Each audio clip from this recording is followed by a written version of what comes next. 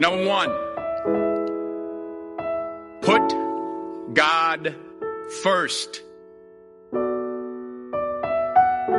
Put God first in everything you do. Everything that you think you see in me, everything that I've accomplished, everything that you think I have, and I have a few things, everything that I have is by the grace of God. Understand that. It's a gift. 40 years ago, March 27th, 1975, it was 40 years ago, just this past March, I was flunking out of college. I had a 1.7 grade point average. I hope none of you can relate. I had a 1.7 grade point average. I was sitting in my mother's beauty shop. They still call it beauty shops now? What they call it now? Yeah, I was sitting in the beauty parlor. I was sitting in my mother's beauty parlor, and I'm looking in the mirror, and I see behind me this woman under the dryer. And every time she looked up, every time I looked up, she was looking at me, just looking me in the eye. And I didn't know who she was, and I said, she said, somebody give me a pen. Give me a pencil. I have a prophecy. March 27, 1975. She said, boy, you are going to travel the world and speak to millions of people. Now, mind you, I was flunked out of college. I'm thinking about joining the army. I didn't know what I was going to do. And she's telling me I'm going to travel the world and speak to millions of people. Well, I have traveled the world. And I have spoke to millions of people. But that's not the most important thing, the success that I had. The most important thing is that what she taught me and what she told me that day has stayed with me since. I've been protected. I've been directed. I've been corrected. I've kept God in my life, and it's kept me humble. I didn't always stick with him, but he always stuck with me. So stick with him in everything you do. If you think you want to do what you think I've done, then do what I've done and stick with God. Number two, fail big. That's right. Fail big. Today's the beginning of the rest of your life, and it can be very frightening. It's a new world out there. It's a mean world out there, and you only live once. So do what you feel passionate about.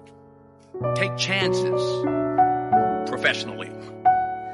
Don't be afraid to fail. There's an old IQ test, was 9 dots, and you had to draw 5 lines with a pencil within these 9 dots without lifting the pencil. The only way to do it was to go outside the box. So don't be afraid to go outside the box. Don't be afraid to think outside the box. Don't be afraid to fail big, to dream big. But remember, dreams without goals are just dreams, and they ultimately fuel disappointment. So have dreams, but have goals. Life goals, yearly goals, monthly goals, daily goals. I try to give myself a goal every day. Sometimes it's just to not curse somebody out. Simple goals, but have goals. And understand that to achieve these goals, you must apply discipline and consistency. In order to achieve your goals, you must apply discipline, which you have already done, and consistency every day, not just on Tuesday and miss a few days.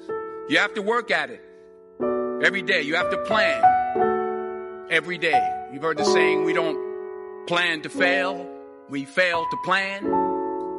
Hard work works. Working really hard is what successful people do.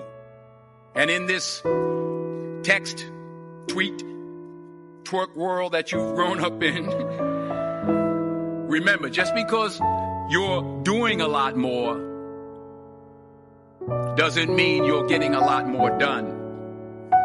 Remember that. Just because you're doing a lot more doesn't mean you're getting a lot more done. Don't confuse movement with progress. My mother told me, she said, yeah, because you can run in place all the time and never get anywhere.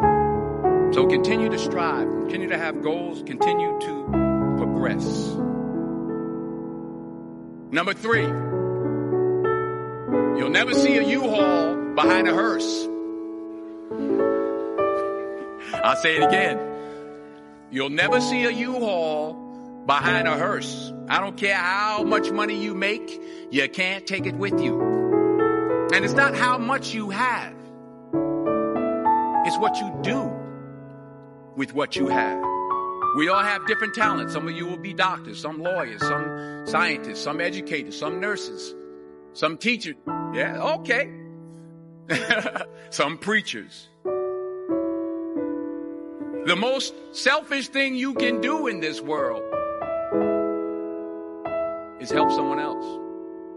Why is it selfish? Because the gratification, the goodness that comes to you, the good feeling that I get from helping others, nothing's better than that. Not jewelry, not big house I have, not the cars, but it's the joy. That's where the joy is in helping others. That's where the success is. Finally, I pray that you put your slippers way under the bed tonight, so that when you wake up in the morning, you have to get on your knees to reach them. And while you're down there, say thank you for grace. Thank you for mercy. Thank you for understanding. Thank you for wisdom. Thank you for parents. Thank you for love. Thank you for kindness. Thank you for humility. Thank you for peace. Thank you for prosperity. Say thank you in advance for what's already yours. It's how I live my life. That's why I am. One of the reasons why I am today. Say thank you in advance for what is already yours. True desire in the heart for anything good is God's proof to you, sent beforehand to indicate that it's yours already. I'll say it again. True desire in the heart, that itch that you have, whatever it is you want to do, that thing that you want to do to help others and to grow and to make money, that desire, that itch, that's God's proof to you, sent beforehand already to indicate that it's yours. And anything you want good, you can have. So claim it. Work hard to get it. When you get it, reach back. Pull someone else up. Each one, teach one. Don't just aspire to make a living.